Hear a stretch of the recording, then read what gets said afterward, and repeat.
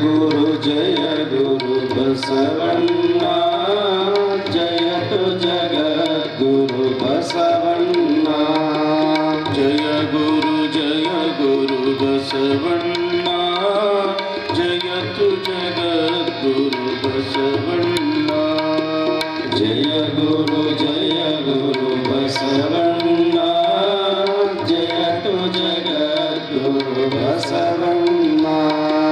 ಜಂಗಮ ರೂಪನೆ ಬಸವಣ್ಣ ಜಗತೋದ್ಧಾರಕ ಬಸವಣ್ಣ. ಜಂಗಮ ರೂಪನೆ ಬಸವಣ್ಣ ಜಗದೋದ್ಧಾರಕ ಬಸವಣ್ಣ. ಜಯ ಗುರು ಬಸವಣ್ಣ.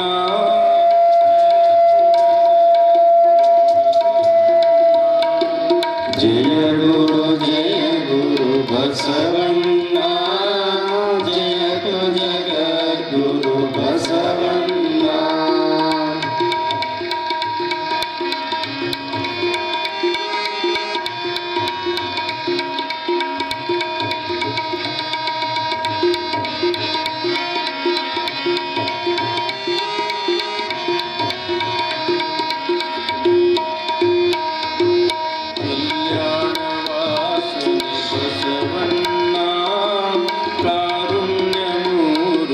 ಬಸವಣ್ಣ ಕಲ್ಯಾಣ ವಾಸನೆ ಬಸವಣ್ಣ ಕಾರುಣ್ಯ ಮೂರುತಿ ಬಸವಣ್ಣ. ಕಾಯಕ ಯೋಗಿಯೇ ಬಸವಣ್ಣ ಕೈವಲ್ಯದಾತನೇ ಬಸವಣ್ಣ. ಕಾಯಕ ಯೋಗಿಯೇ ಬಸವಣ್ಣ ಕೈವಲ್ಯದಾತನೇ ಬಸವಣ್ಣ. ಜಯ ಗುರು ಬಸವಣ್ಣ ಜಯತು ಜಗದ್ಗುರು ಬಸವಣ್ಣ.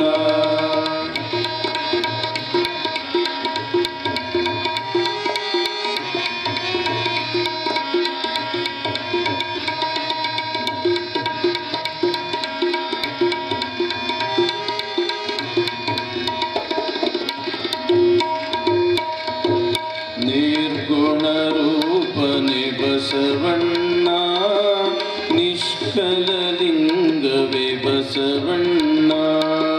ನಿರ್ಗುಣ ರೂಪನೆ ಬಸವಣ್ಣ ನಿಷ್ಕಲ ಲಿಂಗವೇ ಬಸವಣ್ಣ. ಅಕಾರ ಉಕಾರ ಮಕಾರ ಮೂಲದ ಓಂಕಾರ ನೀನೇ ಬಸವಣ್ಣ. ಅಕಾರ ಉಕಾರ ಮಕಾರ ಮೂಲದ ಓಂಕಾರ ನೀನೇ ಬಸವಣ್ಣ. ಜಯ ಗುರು ಬಸವಣ್ಣ ಜಯತು ಜಗದ್ಗುರು ಬಸವಣ್ಣ.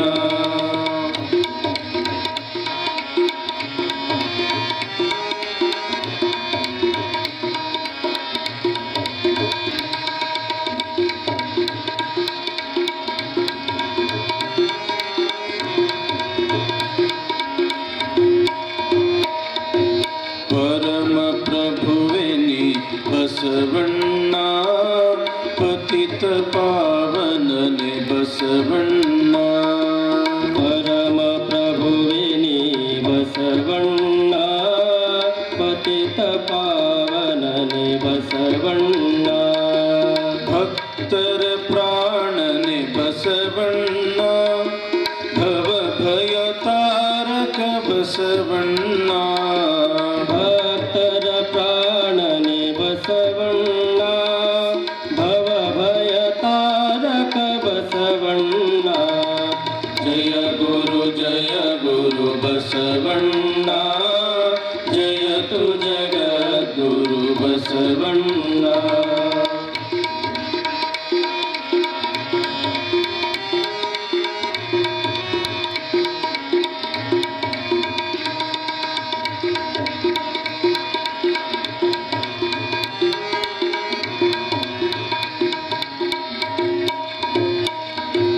ಕಿಂಕರ ನೀನೆ ಬಸವಣ್ಣ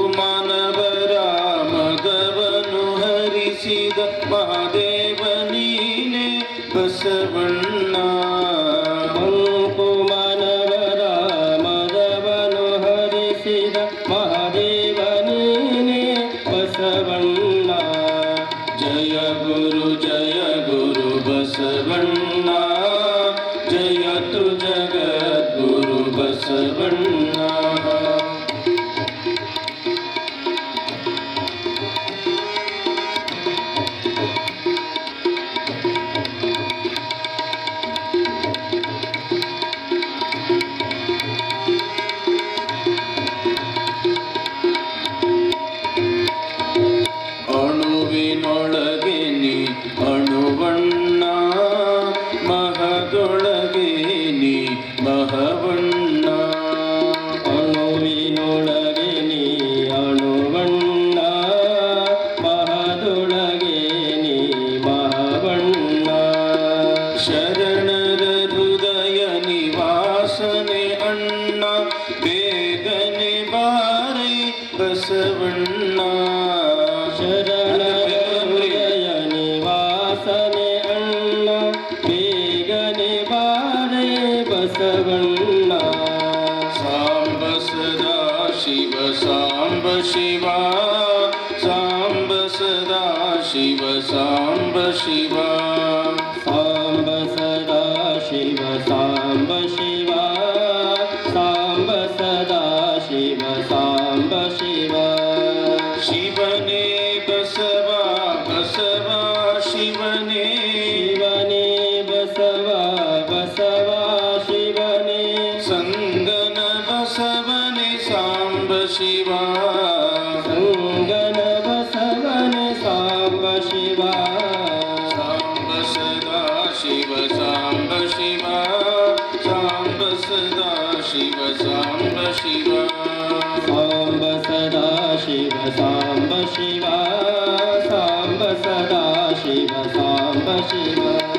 ಶಿವನೇ ಬಸವ ಬಸವ ಶಿವನೇ, ಶಿವನೇ ಬಸವ ಬಸವ ಶಿವನೇ.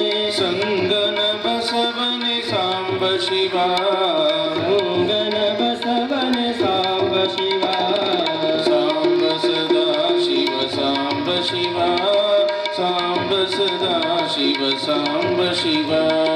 ಸಾಂಬ ಶಿವ ಸಾಂಬ ಶಿವ, ಸಾಂಬ ಸದಾ ಶಿವ ಸಾಂಬ ಶಿವ. ಸಾಂ ಶಿವ ಓಂ ಶಿವ, ಓಂ ಶಿವ ಓಂ ಶಿವ, ಸಾಂ ಶಿವ ಓಂ ಶಿವ, ಸಾಂ ಶಿವ ಓಂ ಶಿವ, ಸಾಂ ಶಿವ ಓಂ ಶಿವ, ಸಾಂ ಶಿವ ಓಂ ಶಿವ, ಸಾಂ ಶಿವ ಓಂ ಶಿವ, ಸಾಂ ಶಿವ ಓಂ ಶಿವ, ಸಾಂ ಶಿವ ಓಂ ಶಿವ, ಸಾಂ ಶಿವ ಓಂ ಶಿವ, ಸಾಂ ಶಿವ ಓಂ ಶಿವ.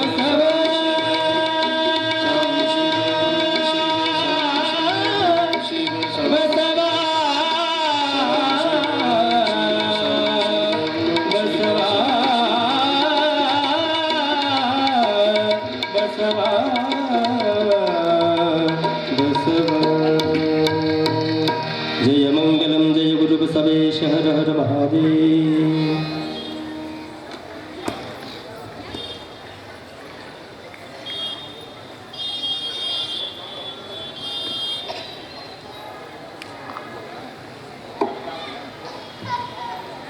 ಹರನೀವ ಕಾಲಕ್ಕೆ ಸಿರಿಯು ಬೆನ್ನಲಿ ಬರ್ಕು,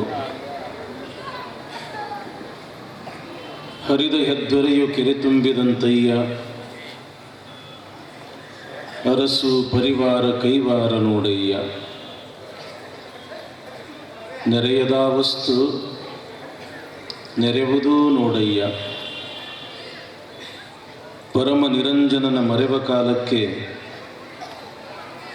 ತುಂಬಿದ ಹರವಿಗೆ ಕಲ್ಲು ಕೊಂಬಂತೆ ಕೂಡಲ ಸಂಗಮ ದೇವ. ಮಹಾಮಾನವತಾವಾದಿ ವಿಶ್ವಗುರು ವಿಶ್ವವಂದ್ಯ ಅಣ್ಣ ಬಸವಣ್ಣನವರನ್ನು ಎಲ್ಲ ಪ್ರಮಥರನ್ನು ಸ್ಮರಣೆ ಮಾಡಿ, ಆರಾಧ್ಯ ಗುರುದೇವರಾದ ಹಾನಗಲ್ಲ ಗುರುಕುಮಾರ ಶಿವಯೋಗಿಗಳವರ ಶ್ರೀಚರಣಗಳನ್ನು ಮಸ್ತಕದ ಮೇಲೆ ಧರಿಸಿ, ಶಿವ ಮೆಚ್ಚುವಂತೆ ಬಸವ ಪುರಾಣ ಬರೆದ ಭೀಮಕವಿಗಳವರನ್ನು ಸ್ಮರಿಸಿ, ಈ ಭಾಗದ ನೆಲಜಲವನ್ನು ಅತ್ಯಂತ ಪವಿತ್ರಗೊಳಿಸಿದ ಮಹಾನ್ ಜಂಗಮ ಕ್ಷೇತ್ರ ಅಮೀನಗಡದ ಪ್ರಭುಶಂಕರೇಶ್ವರ ಗಚ್ಚಿನ ಮಠ ಈ ಪೀಠ ಪರಂಪರೆಯಲ್ಲಿ ತೊಳಗಿ ಬೆಳಗಿದ ಎಲ್ಲ ಮಹಾಪೂಜ್ಯರನ್ನು ಸ್ಮರಿಸಿ ಲಿಂಗೈಕ್ಯ ರಾಜಗುರು ಪ್ರಭು ಮಹಾಸ್ವಾಮಿಗಳವರ ಜನ್ಮ ಶತಮಾನೋತ್ಸವದ ಅಂಗವಾಗಿ ಹಲವಾರು ಕಾರ್ಯಕ್ರಮಗಳು, ತನ್ನಿಮಿತ್ತ ಬಸವ ಪುರಾಣ, ನಿತ್ಯವೂ ಸಾನ್ನಿಧ್ಯ ವಹಿಸಿ ನಮಗೂ ನಿಮಗೂ ದರ್ಶನ ಆಶೀರ್ವಾದವನ್ನು ನೀಡ್ತಾ ಇರತಕ್ಕಂಥವರು ಶ್ರೀಮಠದ ಪರಮಪೂಜ್ಯರಾದ ಶಂಕರರಾಜೇಂದ್ರ ಮಹಾಸ್ವಾಮಿಗಳವರು. ತ್ರಿಕಾಲ ಪೂಜಾ ನಿಷ್ಠರಾಗಿ, ತ್ರಿಕಾಲ ವಂದ್ಯರಾಗಿ, ಸಮಾಜ ಪ್ರೇಮಿಗಳಾಗಿ, ಶಿಕ್ಷಣ ಪ್ರೇಮಿಗಳಾಗಿ ತಾವು ಪಟ್ಟಾಧಿಕಾರ ವಹಿಸಿಕೊಂಡ 25-26 ವರ್ಷಗಳಲ್ಲಿ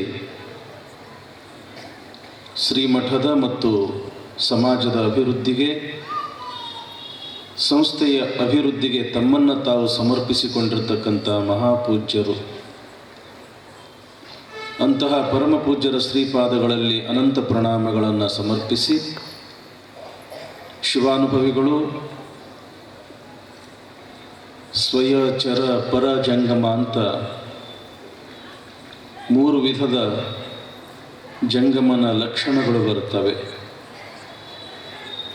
ಸ್ವಯಜಂಗಮನಾಗಿ, ಪರಜಂಗಮನಾಗಿ, ಚರಜಂಗಮನಾಗಿ ಈ ನಾಡ ಸೇವೆಯನ್ನು ಮಾಡ್ತಾ ಇರತಕ್ಕಂಥ ಗುಳೇದಗುಡ್ಡದ ಒಪ್ಪತ್ತೇಶ್ವರ ಮಠದ ಪರಮಪೂಜ್ಯ ಒಪ್ಪತ್ತೇಶ್ವರ ಮಹಾಸ್ವಾಮೀಜಿಯವರ ಶ್ರೀಪಾದಗಳಲ್ಲೂ ಅನಂತ ಪ್ರಣಾಮಗಳನ್ನು ಸಮರ್ಪಿಸಿ, ಪೂಜ್ಯ ಸಾಧಕರಲ್ಲಿ ಶರಣೆಂದು ಕಲಾ ಬಳಗವೇ ಇವತ್ತು ವಿಶೇಷವಾಗಿ ಕೆಲ್ಲೂರು ಮತ್ತು ಉಪ್ಪಿನಬೆಟಗೇರಿಯಿಂದ ಆಗಮಿಸಿರ್ತಕ್ಕಂಥ ಮತ್ತು ಇನ್ನೂ ಅನೇಕ ಗ್ರಾಮಗಳಿಂದ ಆಗಮಿಸಿರ್ತಕ್ಕಂಥ ಸದ್ಭಕ್ತ ಶ್ರೇಷ್ಠರೇ, ಎಲ್ಲ ಶರಣರೇ, ತಾಯಿಂದಿರೇ, ಮಕ್ಕಳೇ, ಎಲ್ಲರಿಗೂ ಶರಣಾರ್ಥಿಗಳು.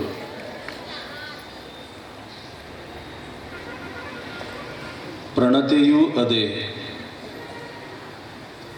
ಬತ್ತಿಯೂ ಅದೇ, ಜ್ಯೋತಿ ಬೆಳಗುವೊಡೆ ತೈಲವಿಲ್ಲದೆ ಪ್ರಭೆ ತಾನೆಲ್ಲಿಯದು. ಗುರುವೂ ಅದೇ, ಲಿಂಗವೂ ಅದೇ, ಶಿಷ್ಯನ ಸುಜ್ಞಾನ ಅಂಕುರಿಸಿದ ನಕ್ಕರ ಭಕ್ತಿಯಲ್ಲಿಯದು. ಸೋಹಂ ಎಂಬುದ ಕೇಳಿ ದಾಸೋಹವ ಗೈದ ಅದಿದ್ದೊಡೆ ಅತಿಗಳವೇ ಗುಹೇಶ್ವರ. ಅಲ್ಲಮ ಪ್ರಭುದೇವರ ಬಹಳ ಅದ್ಭುತವಾಗಿರ್ತಕ್ಕಂಥ ವಚನ. ಪ್ರಣತೆಯೂ ಅದೇ, ಬತ್ತಿಯೂ ಅದೇ, ತೈಲವಿಲ್ಲದೆ ಪ್ರಭೆ ತಾನೆಲ್ಲಿಯದು.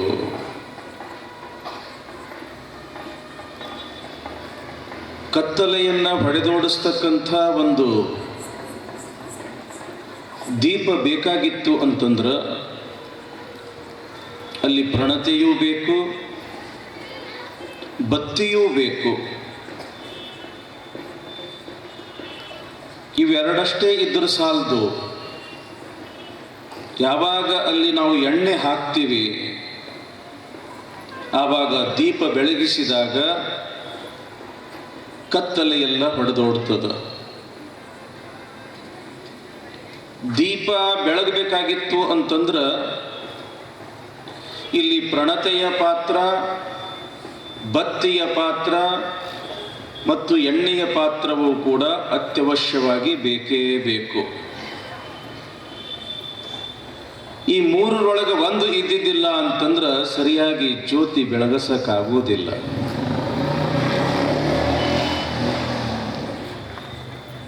ನಮ್ಮ ಶರಣರ ವಚನಗಳು ಬಹಳ ಅದ್ಭುತ. ಲೌಕಿಕ ಮತ್ತು ಅಲೌಕಿಕ ಎರಡೂ ವಿಚಾರಗಳನ್ನು ಒಳಗೊಂಡಿರ್ತಕ್ಕಂಥವು ನಮ್ಮ ಶರಣರ ವಚನಗಳು. ಒಂದಿಷ್ಟು ಉದಾಹರಣೆಯನ್ನು ಕೊಟ್ಟು ಸಹಜವಾಗಿಯೇ ಎಲ್ಲರಿಗೂ ಗೊತ್ತಾಗಬೇಕು ಅನ್ನುವ ರೀತಿಯೊಳಗೆ ಹೇಳ್ತಾರೆ. ಒಮ್ಮೆ ಜಗಳ ಬಂತಂತ, ಯಾರ ನಡ್ಬರ್ಕ? ಬತ್ತಿ ಅಂತಿಂತಂತ ನಾನಾ ದೊಡ್ಡವ, ಎಣ್ಣೆ ಅಂತಿತ್ತು ನಾನಾ ದೊಡ್ಡವ. ಈ ನಾನು ಅನ್ನೋದು ಬಂತು ಅಂತಂದ್ರೆ ಮುಗಿದು ಹೋಯ್ತು, ಮನಸ್ಸಿನ ಶಾಂತಿ ನೆಮ್ಮದಿ ಎಲ್ಲ ಹಾಳಾಗಿ ಹೋಗ್ಬಿಡ್ತದ. ಎಂಥೆಂಥವರಿಗೂ ಕೂಡ ಬಿಟ್ಟಿಲ್ಲ ಇದು ನಾನು ಅನ್ನೋದು. ಇಬ್ಬರ ಜಗಳ, ಬತ್ತಿ ಮತ್ತು ಎಣ್ಣೆಯ ಜಗಳ. ಬತ್ತಿ ಅಂತಿತ್ತು ನಾನಾ ದೊಡ್ಡವ, ಎಣ್ಣೆ ಅಂತಿತ್ತು ನಾನಾ ದೊಡ್ಡವ. ಇಬ್ಬರು ಜಗಳಾಡಕತ್ತಾರ ಅಂತಂದ್ರೆ ಬಿಡಿಸೋರೊಬ್ಬರು ಬೇಕಲ್ಲ, ನ್ಯಾಯ ಹೇಳೋರು ಬೇಕಲ್ಲ. ಹಾಗಾದ್ರೆ ಈ ನ್ಯಾಯ ಯಾರ ಹತ್ರ ತಗೊಂಡು ಹೋಗೋನು ಅಂತ ತಿಳ್ಕೊಂಡು ಫಣತಿ ಹತ್ರ ಹೋತಂತ. ಆ ಫಣತಿಗೆ ಕೇಳ್ತಾರೆ ಇವರಿಬ್ರು, ಫಣತೆಪ್ಪ ನಮ್ಮಿಬ್ಬರೊಳಗೆ ಯಾರು ದೊಡ್ಡವರು? ಬತ್ತಿ ಅಂತೂ ನಾನು ದೊಡ್ಡವನೋ, ಎಣ್ಣೆ ಅಂತೂ ನಾನು ದೊಡ್ಡವನೋ? ಆವಾಗ ಫಣತಿ ಏನು ಮಾಡ್ತು ಅಂದ್ರೆ ನನಗೆ ಗೊತ್ತಿಲ್ಲಪ್ಪ ಅಂತ ಡಬ್ಬು ಮಲ್ಕೊಂಡು ಬಿಡುತ್ತಂತ. ಯಾರು ದೊಡ್ಡವರು ಅನ್ನೋದು ನನಗೆ ಗೊತ್ತಿಲ್ಲ ಅಂಥೇಳಿ ಡಬ್ಬು ಮಲ್ಕೊಂಡು ಬಿಡುತ್ತಂತ. ಆವಾಗ ಎಣ್ಣೆನೂ ಹಾಳಾತು, ಬತ್ತಿನೂ ಹಾಳಾತು.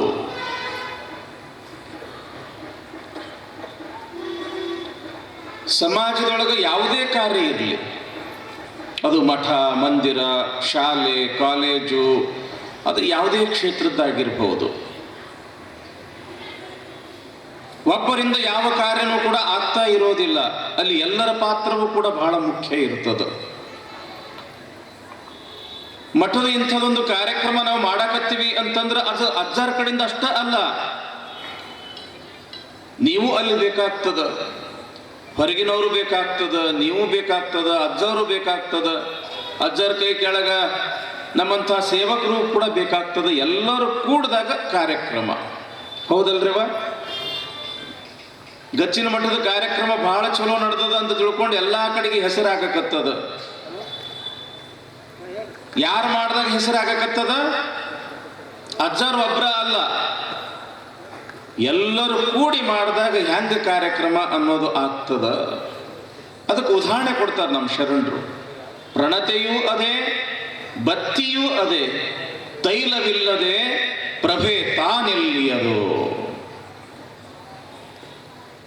ಪಣತಿನೂ ಅದ, ಬತ್ತಿನೂ ಅದ, ಎಣ್ಣೆ ಇದ್ದಿದ್ದಿಲ್ಲ ಅಂತಂದ್ರೆ ಬೆಳಕು ಎಲ್ಲಿಂದಪ್ಪ? ನೋಡ್ರಿ ಎಷ್ಟು ಸುಂದರವಾಗಿರ್ತಕ್ಕಂಥ ಅರ್ಥ. ಮತ್ತೆ ಮುಂದೆ ಇದೇ ರೀತಿಯೊಳಗೆ ಹೇಳ್ತಾರೆ, ಗುರುವೂ ಅದೇ, ಲಿಂಗವೂ ಅದೇ, ಶಿಷ್ಯನ ಸುಜ್ಞಾನ ಅಂಕುರಿಸದ ನಕ್ಕರ ಭಕ್ತಿ ಎಲ್ಲಿಯದು. ಸಹಜವಾಗಿಯೇ ಒಂದು ಆಧ್ಯಾತ್ಮಿಕ ಜ್ಞಾನ ಆಗಬೇಕಾಗಿತ್ತು ಅಂತಂದ್ರ ಪರಿಪೂರ್ಣನಾಗಿರ್ತಕ್ಕಂಥ ಒಬ್ಬ ಗುರುನಾಥ ಬೇಕೇ ಬೇಕು. ಶಿಷ್ಯನ ಜೀವನ ಉದ್ಧಾರ ಆಗಬೇಕಾಗಿತ್ತು ಅಂತಂದ್ರ ಶಿಷ್ಯ ತನ್ನ ಸ್ವರೂಪ ಜ್ಞಾನವನ್ನ ಮಾಡ್ಕೊಳ್ಬೇಕಾಗಿತ್ತು ಅಂತಂದ್ರ ಗುರು ಕೊಡ್ತಕ್ಕಂಥ ಲಿಂಗವೂ ಕೂಡ ಅಲ್ಲಿ ಬೇಕೇ ಬೇಕು.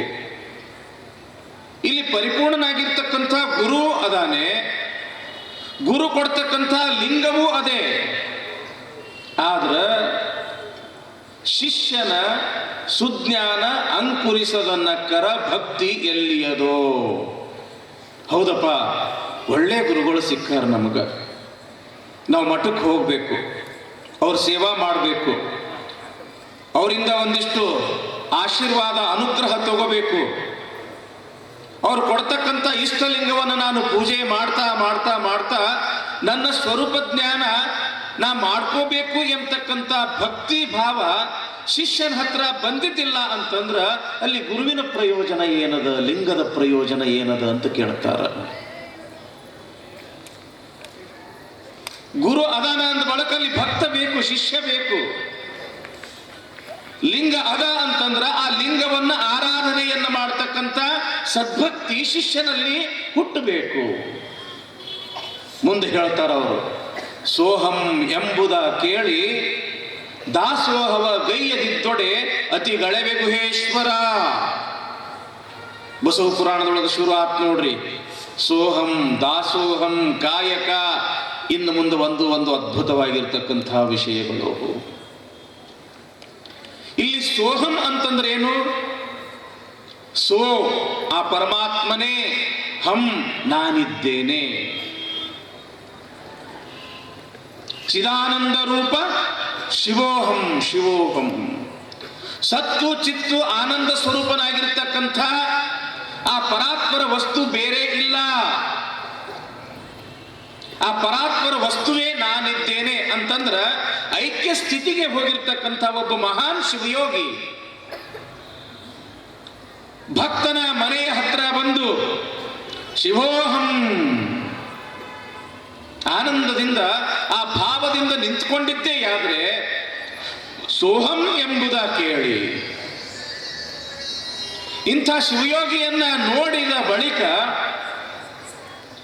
ಅಲ್ಲಿ ಇರ್ತಕ್ಕಂಥ ಭಕ್ತನ ಮನಸ್ಸಿನೊಳಗ ನಾ ದಾಸೋಹ ಮಾಡಬೇಕು ಅನ್ನೋ ಭಾವ ಬರಬೇಕು. ಶಿವಯೋಗಿ ಅದಾನ, ಭಕ್ತನೂ ಅದಾನ, ಆದ್ರೆ ಆ ಶಿವಯೋಗಿಯ ಸೇವೆ ಮಾಡಬೇಕು, ನಾನು ಒಂದಿಷ್ಟು ದಾಸೋಹ ಮಾಡಬೇಕು ಎಂಬತಕ್ಕಂಥ ಭಾವ ಭಕ್ತನಲ್ಲಿ ಬರಲಿಲ್ಲ ಅಂತಂದ್ರ ಭಕ್ತನಲ್ಲಿ ಇರ್ತಕ್ಕಂಥ ಯಾವ ಸಂಪತ್ತಿಗೂ ಕೂಡ ಬೆಲೆ ಇಲ್ಲ ಅಂತ ಅರ್ಥ. ಸೋಹಂ ಎಂಬುದ ಕೇಳಿ ದಾಸೋಹವ ಗೈಯದಿದ್ದೊಡೆ ಅತಿಗಳೆವೆ ಗುಹೇಶ್ವರ. ಬಹಳ ಬಹಳ ವರ್ಷಗಳ ಕಾಲದಿಂದಲೂ ಕೂಡ ನಮ್ಮ ಭಾರತ ವರ್ಷದಲ್ಲಿ ಈ ದಾನ ಧರ್ಮ ಪರೋಪಕಾರ ಪುಣ್ಯ ಎಂಬತಕ್ಕಂಥದ್ದು ಬಂದಿರತಕ್ಕಂಥದ್ದು. ಅದರಲ್ಲಿ ನಮ್ಮ 12ನೇ ಶತಮಾನದಿಂದ ದಾಸೋಹ ಎಂಬತಕ್ಕಂಥ ಶಬ್ದಕ್ಕೆ ಬಹಳ ಪ್ರಾಧಾನ್ಯತೆ ಬಂತು.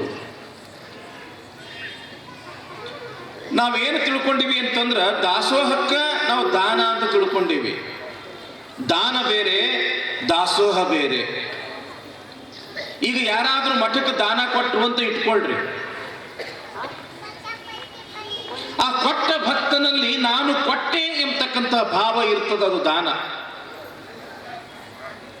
ನಾವೇನಾದ್ರೂ ಕೂಡ ಕೊಟ್ವಿ, ದಾನ ಕೊಟ್ವಿ ಅಂತಂದ್ರ ದಾನದೊಳಗೆ ಏನದ ಅಂತಂದ್ರ ಇಂಥದ್ದು ನಾನು ದಾನವಾಗಿ ಕೊಟ್ಟೆ ಎಂಬತಕ್ಕಂಥ ಭಾವ ಇರ್ತದ. ದಾನಕ್ಕೂ ದಾಸೋಹಕ್ಕೂ ಏನು ವ್ಯತ್ಯಾಸ ಅಂತಂದ್ರ ನಾ ಕೊಟ್ಟೆ ಎಂಬತಕ್ಕಂಥ ಭಾವ ಇರುವುದಿಲ್ಲ ದಾಸೋಹದೊಳಗ. ಒಡೆಯರ ವಸ್ತು ನಾ ಒಡೆಯರಿಗೆ ಕೊಟ್ಟೀನಿ, ಅವ್ರದಿತ್ತು ಅವರಿಗೆ ಕೊಟ್ಟಿನಪ್ಪ, ಇದ್ರೊಳಗೆ ನಂದೇನದ. ನಮ್ಮ ಇಲ್ಲಿ ಅನೇಕ ಜನ, ಈ ನಿನ್ನೆ ಒಂದಿಷ್ಟು ಜನ ಭಕ್ತರು ಬಂದಿದ್ರು, ಮೊನ್ನೆ ಒಂದಿಷ್ಟು ಜನ ಭಕ್ತರು ಬಂದಿದ್ರು. ನೀವು ಬಹಳ ಚಲೋ ಮಾಡಿದ್ರಪ್ಪ, ಮತ್ತ ನೀವು ನಿತ್ಯ ದಾಸೋಹಕ್ಕೂ ಕೂಡ ಹಣ ಕೊಟ್ರಿ, ಅಜ್ಜರ್ ತುಲಾಭಾರನೂ ಮಾಡಿದ್ರಿ, ಕಾರ್ಯಕ್ರಮಕ್ಕೂ ನೀವು ಇಷ್ಟು ದುಡ್ಡು ಕೊಟ್ರಿ, ಬಹಳ ಚಲೋ ಆಯ್ತ್ರಿ ಅಂತೇಳಿ ಸುಮ್ಮನೆ ಒಂದು ಮಾತಂದ್ವಿ ನಾವು. ಅವ್ರು ಏನಂದ್ರು ಗೊತ್ತದ ಏನು? ಅಪ್ಪ ಅವ್ರು ನಮ್ದೇನದರ ಇದ್ರೊಳಗ, ನಿಮ್ದಿತ್ತು ನಿಮಗೂ ಕೊಟ್ಟಿವಿ, ಇದು ದಾಸೋಹ. ನಾ ಕೊಟ್ಟೇನ್ರಿ ಅಪ್ಪವ್ರ ಅಂತಂದ್ರೆ ಮುಗುತ್ತು, ಇದು ದಾನ. ಇದು ದಾನದೊಳಗ ನಾ ಕೊಟ್ಟೆ ಎಂಬತಕ್ಕಂಥ ಭಾವ ಇರ್ತದ, ದಾಸೋಹದೊಳಗ ನಿಮಗೂ ಕೊಟ್ಟಿನ್ರಿ ಅಪ್ಪ ಎಂಬತಕ್ಕಂಥ ಭಾವ ಇರ್ತದ. ನೋಡ್ರಿ ಎಷ್ಟು ವ್ಯತ್ಯಾಸ ಅದ. ಇಲ್ಲಿ ಉಪ್ಪಿನ ಬೆಡಗೇರಿಯಿಂದ ನಮ್ಮ ಭಕ್ತರು ಬಂದ, ಸಿದ್ದಣ್ಣ ಶೇಖಣ್ಣ ಅವ್ರ ಜೊತೆಗೆ ಅವ್ರ ಬಳಗ ಒಂದು 8-10 ಜನ ಬಂದಾರ. ಬರುವಾಗ ನಿಮ್ಮೆಲ್ಲರ ಪ್ರಸಾದದ ಸಲುವಾಗಿ 1 ಟನ್ ಬಾಳೆಹಣ್ಣು ತಂದಾರ, 1 ಕ್ವಿಂಟಲ್ ಬುಂದ್ಯಾ ತಂದಾರ. ಇಷ್ಟ್ಯಾಕೆ ತಂದ್ಯೋ ಅಂತ ನಾವು ಕೇಳಿದ್ವಿ. ಅಪ್ಪರ ನಮ್ದೇನೈತ್ರಿ ಇದ್ರೊಳಗ? ನಿಮಗೆ ಅರ್ಪಣಾರಪ್ಪ. ಇದು ಏನು? ದಾಸೋಹ. ಈ ಭಾವ ಬರಬೇಕು. ಮಾಡಿದೆನೆಂಬುದು ಮನದಲ್ಲಿ ಹೊಳೆದರೆ ಏಡಿಸಿ ಕಾಡಿತ್ತು ಶಿವನ ಡಂಗುರ. ಮಾಡಿದೆ ನೆನ್ನದಿರ ಲಿಂಗಕ್ಕೆ, ನೀಡಿದೆ ನೆನ್ನದಿರ ಜಂಗಮಕ್ಕೆ. ಇದು ಬಸವಣ್ಣನ ತತ್ವ. ಇದು ನಾ ಕೊಟ್ಟೆ, ನಾ ಮಾಡ್ದೆ, ನನ್ನಿಂದ ಆಯ್ತು ಎಂಬತಕ್ಕಂಥ ಭಾವ ಬಂತು ಅಂತಂದ್ರ ಅದನ್ನ ಹೊಳ್ಯಾಗ ಹುಣಸೆ ಹಣ್ಣು ತೊಳೆದಂಗಂತ ಮಾಡಿದ್ದ ಪುಣ್ಯ ಎಲ್ಲ ಹೋಗ್ಬಿಡ್ತದ. ಮಾಡಿದೆ ನೆನ್ನದಿರಾ ಲಿಂಗಕ್ಕೆ, ನೀಡಿದೆ ನೆನ್ನದಿರಾ ಜಂಗಮಕ್ಕೆ. ನಾ ಅಷ್ಟು ಮಾಡಿದೆ, ಇಷ್ಟು ಮಾಡಿದೆ, ಅಷ್ಟು ಕೊಟ್ಟೆ, ಇಷ್ಟು ಕೊಟ್ಟೆ ಎಂತಕ್ಕಂಥ ಭಾವ ಬಂತು ಅಂತಂದ್ರ ಅದು ಹೆಚ್ಚಿನ ಫಲ ಕೊಡುವುದಿಲ್ಲ. ನೀ ಕೊಟ್ಟ ದ್ರವ್ಯವ ನಿಮಗಲ್ಲದೆ ಮತ್ತೊಂದ ಕ್ರಿಯೆ ಮಾಡಿನು ಕೂಡಲ ಸಂಗಮ ದೇವ. ನಂದೇನೈತಪ್ಪ, ನಿಂದ ನಿನಗೆ ನಾ ಸಮರ್ಪಣೆ ಮಾಡ್ತೀನಿ ಎಂಬತಕ್ಕಂಥ ಭಾವ. ಸೋಹಂ ಎಂಬುದ ಕೇಳಿ ದಾಸೋಹ ಗೈಯದಿದ್ದೊಡೆ ಅತಿಗಳವೆ ಗುಹೇಶ್ವರ. ಯಾರು ಭಕ್ತರು ಅಂತ ಅನಿಸ್ಕೊಂಡಿರ್ತಾರ ಆ ಭಕ್ತರ ಭಾವನೆಯೊಳಗ ದಾಸೋಹ ಭಾವನೆ ಬರ್ಬೇಕಂತಾರ ಅಲ್ಲಮ್ಮ ಪ್ರಭುದೇವರು. ದಾಸೋಹ ಭಾವನೆ ಬರಲಿಲ್ಲ ಅಂತಂದ್ರ ನೀನು ಗಳಿಸಿರ್ತಕ್ಕಂಥ ಆ ಹಣಕ್ಕೆ ಬೆಲೆ ಇರುವುದಿಲ್ಲ ಅಂತಾರ ಅವ್ರು. ನೀನು ಗಳಿಸಿರ್ತಕ್ಕಂಥ ಹಣಕ್ಕೆ ಬೆಲೆ ಬರಬೇಕಾಗಿತ್ತು ಅಂತಂದ್ರ ನೀ ದಾಸೋಹ ಮಾಡು, ಆವಾಗ ಅದಕ್ಕೆ ಬೆಲೆ ಬರ್ತದ. ಮಾತೃದೇವೋ ಭವ, ಪಿತೃದೇವೋ ಭವ, ಅತಿಥಿ ದೇವೋ ಭವ, ಆಚಾರ್ಯ ದೇವೋ ಭವ, ಅತಿಥಿ ದೇವೋ ಭವ. ಈ ವಾಕ್ಯಗಳನ್ನು ನಾವೆಲ್ಲರೂ ಕೂಡ ಕೇಳಿವೆಲ್ಲ. 4ನೇ ವಾಕ್ಯ ಅತಿಥಿ ದೇವೋ ಭವ. ಅತಿಥಿಗಳು ಅಂತಂದ್ರೆ ಮನೆಗೆ ಯಾರಾದರೂ ಕೂಡ ಅಪರಿಚಿತರು, ಬೀಗರೋ, ನೆಂಟರೋ ಬಂದ್ರು ಅಂತಂದ್ರೆ ಅವರು ಉಪಚಾರ ಮಾಡುವುದು ಅದು ಧರ್ಮ.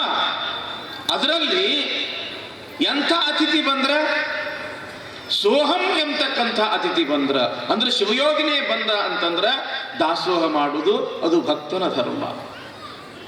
ಕಲ್ಯಾಣದೊಳಗ ಕದಿರ ರೇಮಯ್ಯ ಎಂತಕ್ಕಂಥ ಒಬ್ಬ ಶರಣರಿದ್ರು. ಇವತ್ತಿನಿಂದ ಶರಣರ ಚರಿತ್ರೆಗಳು ಶುರು ಆಗ್ತವ, ಪ್ರಸಂಗಗಳು ಶುರು ಆಗ್ತವ. ಲಕ್ಷ್ಯ ಕೊಟ್ಟು ಕೇಳ್ರಿ. ದಿವಸಗಳು ಭಾಳ ಉಳಿದಿಲ್ಲ, ಬರೀ 12 ದಿವಸ. ಬಸವಣ್ಣನವರ ಪ್ರಭಾವಕ್ಕೆ ಒಳಗಾಗಿ ಶ್ರೀಶೈಲ ಭಾಗದಲ್ಲಿ ಇರ್ತಕ್ಕಂಥ ಒಬ್ಬ ಮಹಾನ್ ಶರಣ ಕದಿರ ರೇಮಯ್ಯ ಎಂಬತಕ್ಕಂಥವರು ಕಲ್ಯಾಣಕ್ಕೆ ಬಂದಿರ್ತಾರೆ. ಮುಂದೆ ಯುಗಾದಿ ಸಮೀಪ ಆಗ್ತಿರ್ತದ. ರೇಮಯ್ಯನ ಗುರುಗಳು ಶ್ರೀಶೈಲದೊಳಗೆ ಇರ್ತಾರೆ. ಗುರುಗಳ ದರ್ಶನ ಮಾಡಿಕೊಂಡು ಬಂದ್ರಾತು ಅಂತ ತಿಳ್ಕೊಂಡು ಶ್ರೀಶೈಲಕ್ಕೆ ಹೋಗ್ತಾ ಇರ್ತಕ್ಕಂಥ ಸಂದರ್ಭ. ರೇಮಯ್ಯನವರು ಅಂತಂದ್ರೆ ಬಹಳ ಆಚಾರವಂತರವರು, ಬಹಳ ಆಚಾರನಿಷ್ಠರು. ಹೆಂಗ್ ನಿಮ್ಮ ಅಜ್ಜಾರು ಬೆಳಿಗ್ಗೆ ಒಮ್ಮೆ ಸ್ನಾನ, ಮಧ್ಯಾಹ್ನ ಒಮ್ಮೆ ಸ್ನಾನ, ರಾತ್ರಿ ಒಮ್ಮೆ ಸ್ನಾನ, ತ್ರಿಕಾಲ ಪೂಜಾ ನಿಮ್ಮ ಅಜ್ಜಾರದು. ಹಂಗ ಅವ್ರ ಪೂಜಾನು ಕೂಡ ತ್ರಿಕಾಲ ಪೂಜಾ ನಿಷ್ಠರು ಕದಿರ ರೇಮಯ್ಯನವರು. ಮಠ ಮಧ್ಯಾಹ್ನ ಕಲ್ಯಾಣದಿಂದ ನಡ್ಕೊಂತ ಶ್ರೀಶೈಲಕ್ಕೆ ನಡೆದಾರ. ಬ್ಯಾಸಗಿ ಬಿಸಿಲ, ಅಂಥ ಪರಿಸ್ಥಿತಿ ಒಳಗ ಇವರು ಸ್ನಾನ ಪೂಜೆ ಆಗ್ಲಾರ್ದೆ ಪ್ರಸಾದ ಒಂದು ಹನಿ ನೀರು ಸಹಿತ ಕುಡಿಯೋಂಗಿಲ್ಲ. ಯಾಕ? ಕ್ರಿಯಾಸ್ತ್ರ ಇವರು. ಹಳ್ಳಿ ಬಂತು. ಆ ಹಳ್ಳಿಯೊಳಗ ಇಲ್ಲಿ ಯಾರಾದ್ರೂ ಶಿವಭಕ್ತನ ಮನೆ ಐತೇನಪ್ಪ ಅಂತ ಕೇಳ್ತಾರೆ ರೇಮಯ್ಯನವರು. ಅದರ್ಯಪ್ಪ, ಅದರ್ಯ ಅದ. ಸೋಮನಾಥ ಅಂತ ತಿಳ್ಕೊಂಡು ಒಬ್ಬ ಸದ್ಭಕ್ತ ಅದನ್ನ, ಬಹಳ ಜನ್ಮ ಪ್ರೇಮಿ ಅದನ್ನ. ಈ ಕಡೆ ಹೋದ್ರೆ ಅವ್ರ ಮನೆ ಸಿಗ್ತೈತೆ ನೋಡ್ರಿ, ಹೋಗ್ರಿ ಅಂತ ಯಾರೋ ದಾರಿ ತೋರಿಸ್ತಾರ. ಸಣ್ಣದಾಗಿರ್ತಕ್ಕಂಥ ಒಂದು ಮನಿ. ಆ ಮನಿ ಮುಂದೆ ಅವರು ಬೋರ್ಡ್ ಹಾಕಿದ್ರು. ಏನಂತ? ಶರಣರ ಬರವೆಮಗೆ ಪ್ರಾಣ ಜೀವಾಳವಯ್ಯ. ಶರಣರು ಮಹಾತ್ಮರು ನಮ್ಮ ಮನೆಗೆ ಮೇಲಿಂದ ಮೇಲೆ ದಯಮಾಡಿಸ್ತಾ ಇರಬೇಕು, ಆಗಮಿಸ್ತಾ ಇರಬೇಕು ಎಂಬತಕ್ಕಂಥ ಭಾವ ಅದು. ಆ ಬಾಗಿಲ ಮುಂದೆ ನಿಂತು ಭಿಕ್ಷಾಂದೇಹಿ ಅಂದ್ರು ಕದಿರ ರೇಮಯ್ಯನವರು. ಒಳಗಡೆ ಇರ್ತಕ್ಕಂಥ ಸೋಮನಾಥ, ಅಣ್ಣಲಾದೇವಿ ಯಾರೋ ಜಂಗಮರು ಬಂದ್ರು ಅಂತ ತಿಳ್ಕೊಂಡು ಖುಷಿಯಿಂದ ನೋಡ್ತಾರ, ಪಾದಕ್ಕೆ ನೀರು ಕೊಡ್ತಾರ, ಒಳಗಡೆ ಬರ್ಮಾಡ್ಕೊಳ್ತಾರ. ತಮ್ಮ, ನಿನ್ನ ಹೆಸರು ಏನಪ್ಪ? ನನ್ನ ಹೆಸರು ಸೋಮನಾಥ್ರಿ ಅಂತ್ರಿಯಪ್ಪ. ಸೋಮನಾಥ, ನಾವು ಕಲ್ಯಾಣದ ಜಂಗಮರಪ್ಪ, ಶ್ರೀಶೈಲಕ್ಕೆ ನಡೆದೀವಿ. ತ್ರಿಕಾಲ ಪೂಜೆ ಆಗ್ಬೇಕಪ್ಪ, ಮಧ್ಯಾಹ್ನ ಪೂಜೆ ಇನ್ನೂ ಆಗಿಲ್ಲ. ಅದಕ್ಕೆ ನೀವೊಂದಿಷ್ಟು ನನಗೆ ಸ್ನಾನ, ಪೂಜೆ, ಪ್ರಸಾದದ ವ್ಯವಸ್ಥೆ ಮಾಡಿದ್ರೆ ನಿಮ್ಮ ಮನೆಯೊಳಗೆ ನಾವು ದಾಸೋಹ ಮಾಡಿಕೊಂಡು ನಾವು ಶ್ರೀಶೈಲ ಕಡೆಗೆ ಪ್ರಯಾಣ ಬೆಳೆಸ್ತೀವಿ. ಯಾರು ಬ್ಯಾಡ ಅಂತಾರೆ ಅಂತ ತಿಳ್ಕೊಂಡು ಗಂಡ ಹೆಂಡತಿ ಕೂಡಿ ಬಹಳ ಭಕ್ತಿಯಿಂದ, ಬಹಳ ಪ್ರೀತಿಯಿಂದ ಅವರಿಗೆ ಸ್ನಾನ, ಪೂಜಾದ ವ್ಯವಸ್ಥೆ ಮಾಡ್ತಾರೆ. ಬಿಸಿ ಬಿಸಿ ಬಿಸಿ ಅಡಿಗೆ ಮಾಡ್ತಾರೆ. ಮಾಡಿದ್ದ ಅಡಿಗೆ ಅವ್ರ ಪೂಜೆ ಆದ ಕೂಡಲೇ ನೀಡ್ತಾರೆ. ಯಾವಾಗಲೂ ಮಾಡಿರ್ತಕ್ಕಂಥ ಅಡಿಗೆಯನ್ನ ನೀವು ಎಡೆಬಟ್ಟಲಲ್ಲಿ ಎಡೆ ಮಾಡಿದಾಗ ಬಂದಿರತಕ್ಕಂಥ ಸ್ವಾಮಿಗಳೇನಂತಾರೆ, ಸಾಷ್ಟಾಂಗ ಹಾಕ್ರಪ್ಪ ಅಂತಾರ. ಕರೆಸಿರೇನಿಲ್ರ ಮನೆಗೆ ಅಚ್ಚಾರಿಗೆ, ಊರಾಗಿರ್ತಕ್ಕಂಥ ಜಂಗಮರನ್ನು ಕರೆಸಿರೇನಿಲ್ರಿವ. ಯಾವಾಗ ನೀವು ಎಲ್ಲ ಎಡಿ ಮಾಡ್ತೀರಿ ಅವಾಗ ಸಾಷ್ಟಾಂಗ ನಮಸ್ಕಾರ ಹಾಕ್ರಿ ಅಂತಾರ. ಆವಾಗ ಸಾಷ್ಟಾಂಗ ನಮಸ್ಕಾರ ಎಷ್ಟು ಜನ ಹಾಕ್ತಾರಂತಂದ್ರ, ಸೋಮನಾಥನ ಹೆಂಡತಿಯಾಗಿರ್ತಕ್ಕಂಥ ಅಣ್ಣಲಾದೇವಿ, ಪುಟ್ಟ 1-2-3 ವರ್ಷದ ಮಗನಾಗಿರ್ತಕ್ಕಂಥ ಮಲ್ಲಿಕಾರ್ಜುನ. ನೋಡ್ರಿ, ಕೆಲೂರು ಗ್ರಾಮದ ಅಮೀನ್ಗಡದವ್ರೆ. ಶಿವ ಶಿವ ಶಿವ, ಬಹಳ ಚಲೋ ಆತಲ್ರಿ. ಜೋರಾದ ಚಪ್ಪಾಳೆಯೊಂದಿಗೆ ನಮ್ಮ ಅಕ್ಕ ತಂಗಿಯರನ್ನು ಸ್ವಾಗತ ಮಾಡ್ರಿ. ಬಾಯ್ ಮಾಡಬೇಡ. ನೋಡ್ರಿ, ಹಾಲುಮತ ಸಮಾಜದ ನನ್ನ ಅಕ್ಕ ತಂಗಿಯರು ನಿಮ್ಮೆಲ್ಲರ ಸಲುವಾಗಿ ನೋಡ್ರಿ, ದಾಸೋಹದ ವಿಷಯ ಬಂದೈತಿ. ಬಸವಣ್ಣ ನೋಡ್ರಿ ಇಷ್ಟೊಂದು ದಾಸೋಹದ ಸಲುವಾಗಿ ಎಷ್ಟು ಮೃಷ್ಟಾನ್ನ ಭೋಜನವನ್ನು ಕಳಿಸಿಕೊಟ್ಟಿದ್ದಾನೆ. ವಾರ್ಡ್ ನಂಬರ್ 5ನ ಹಾಲು ಮತದ ಸಮಾಜದ ನಮ್ಮ ಎಲ್ಲಾ ತಾಯಂದ್ರು ಬಸವ ಬುತ್ತಿಯನ್ನು ತಂದಿದ್ದಾರೆ. ಜೋರಾದ ಚಪ್ಪಾಳೆಯೊಂದಿಗೆ ಅವರನ್ನು ನಾವು ಗೌರವಿಸಬೇಕು. ಹಾನಗಲ್ ಕುಮಾರಸ್ವಾಮಿಗಳು ಅಂತಿದ್ರಂತ, ಹಾನಗಲ್ ಕುಮಾರಸ್ವಾಮಿಗಳು ಅವ್ರಿಗೆ ದಿವಸ ಲಿಂಗ ಪೂಜೆಕ್ಕೆ ಆಕಳ ಹಾಲ ಬೇಕು, ಜವಾರಿ ಆಕಳ ಹಾಲ ಬೇಕಾಗ್ತಿತ್ತು ಹಾನಗಲ್ ಅಜ್ಜಾರ್ ಲಿಂಗ ಪೂಜೆಕ್ಕೆ. ಒಂದು ದಿವಸ ಜವಾರಿ ಆಕಳ ಹಾಲು ಸಿಗ್ಲಿಲ್ಲ. ಆ ಕಡೆ ಮಲ್ನಾಡು ಭಾಗಕ್ಕೆ ಹೋಗಿರ್ತಾರ, ವಿಪರೀತ ಮಳೆ, ಹೊಳಿ ತುಂಬಿ ಬಂದಿರ್ತದ. ಆವಾಗ ಒಬ್ಬ ಹಾಲು ಮತದ ಈರಪ್ಪ ಎಂಬತಕ್ಕಂಥವನು ಅಜ್ಜಾರ್ ಸಲುವಾಗಿ ಹಾಲು ತಂದು ಕೊಡ್ತಾನೆ. ಆವಾಗ ನಮ್ಮಂಥ ಸೇವಾದ ಮರಿಗಳು, ಮತ್ತೆ ಯಾವ ಕುಲದವ ನೀನು ಅಂತ ಹೇಳಿ ಕೇಳ್ತಾರೆ. ನಾವು ಹಾಲು ಮತದವ್ರಿ ಅಂತ ತಿಳ್ಕೊಂಡು ಪಾಪ ಆ ಅಜ್ಜಾರ್ ಪೂಜೆಗೆ ಹಾಲು ತಂದಿರ್ತಕ್ಕಂಥ ವ್ಯಕ್ತಿ ಹೇಳಿದಾಗ, ನೀವು ಹಾಲು ಮತದವ್ರು, ನೀವು ತಂದಿರ್ತಕ್ಕಂಥ ಹಾಲು ಮಡಿ ಇರ್ತಾವೋ ಇಲ್ಲೋ, ಅದಕ್ಕೆ ಅಜ್ಜಾರ್ ಪೂಜೆಗೆ ಬರುವುದಿಲ್ಲ ಅಂತ ತಿಳ್ಕೊಂಡು ನಮ್ಮಂಥ ಸೇವಾದ ಮರಿಗಳು ಅಂದಾಗ ಹಾನಗಲ್ ಕುಮಾರಸ್ವಾಮಿಗಳು ಅಂತಾರಂತ, ಹುಚ್ಚರ್ಯ, ಹಾಲು ಮತದವ್ರು ಅಂತಂದ್ರೆ ಏನ್ ತಿಳ್ಕೊಂಡಿರೋ, ಹಾಲಿನಷ್ಟೇ ಪವಿತ್ರ ಇರ್ತೈತಿ ಅವರ ಮನಸ್ಸು, ಅದಕ್ಕೆ ಅವ್ರಿಗೆ ಹಾಲು ಮತದವ್ರು ಅಂತ ಕರೀತಾರೆ. ಇಷ್ಟು ದಿವಸ ಸುತ್ತಮುತ್ತ ಗ್ರಾಮದ ಅನೇಕ ಗ್ರಾಮದ ನನ್ನ ತಾಯಂದ್ರು ಬಸವ ಬುತ್ತಿಯನ್ನು ತರಾದ ನಾವು ನೋಡಿದ್ವಿ.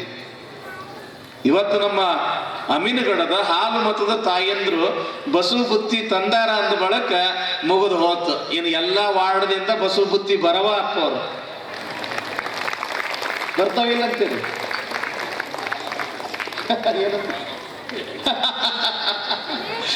ನಮ್ಮ ಗುಳೇದಗುಡ ಅಜ್ಜಾರಿಗೆ, ಅಪ್ಪತ್ತೇಶ್ವರ ಅಜ್ಜಾರಿಗೆ ಬಾನ